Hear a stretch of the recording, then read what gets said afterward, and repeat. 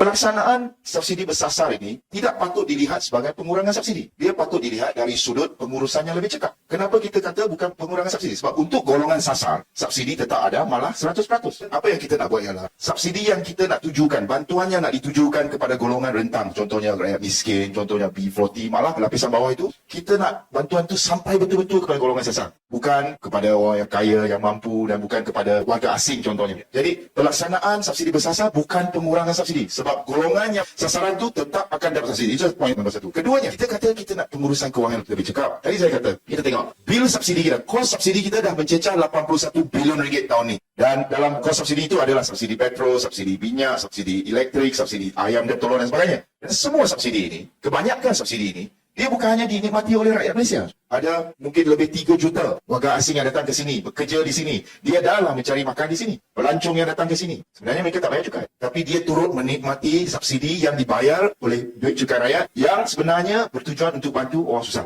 Jadi kita kata ini tidak cekap. Sebab berlaku ketirisan. Malah dalam aspek diesel. Kita nampak. Dari tahun 2019 sehingga tahun ini, peningkatan kenderaan berdaftar diesel ini hanya lebih kurang 3%.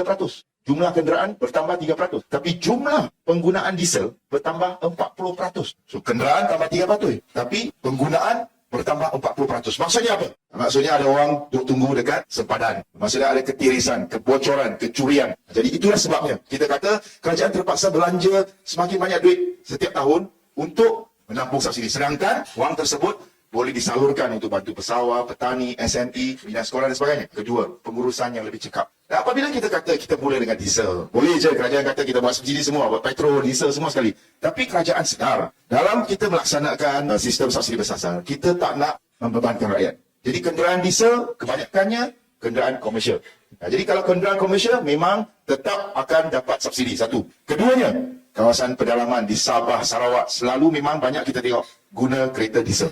Kenderaan diesel. Maka Sabah Sarawak juga dikecualikan tetap dapat subsidi. Jadi bilangan kenderaan diesel yang akan dikenakan bayaran pasaran dia tak banyak. Satu. Keduanya, saya dah kata tadi, dalam kita kurangkan subsidi ini ataupun kita buat subsidi bersasar ini, penjimatan tahun ni 81 bilion, tahun depan kita sasarkan dengan melaksanakan subsidi bersasar ke atas golongan yang kaya, ke atas target-target tertentu, kita akan dapat jimat lebih kurang 20 bilion. Ke mana wang itu? Wang itu akan disalurkan semula. Tadi dah kata, kita dah naikkan harga subsidi untuk pesawah. Tahun ni dah naikkan, belum dapat lagi penjimatan, kita dah naikkan. Untuk pesawah, untuk penerorai dah naikkan, untuk SME dah naikkan. Nak bina 26 buah sekolah baru. Saya rasa dalam sejarah beberapa tahun kebelakang ini, paling banyak sekolah baru yang dibina. Kita nak pastikan 400 klinik-klinik daif, terutama di kawasan-kawasan pedalaman, akan dibaik pulih supaya orang kampung, rakyat di kawasan pedalaman dapat menikmati perkhidmatan yang lebih baik. Jadi, semua ini akan akhirnya dipulangkan kepada rakyat secara lebih bersasar.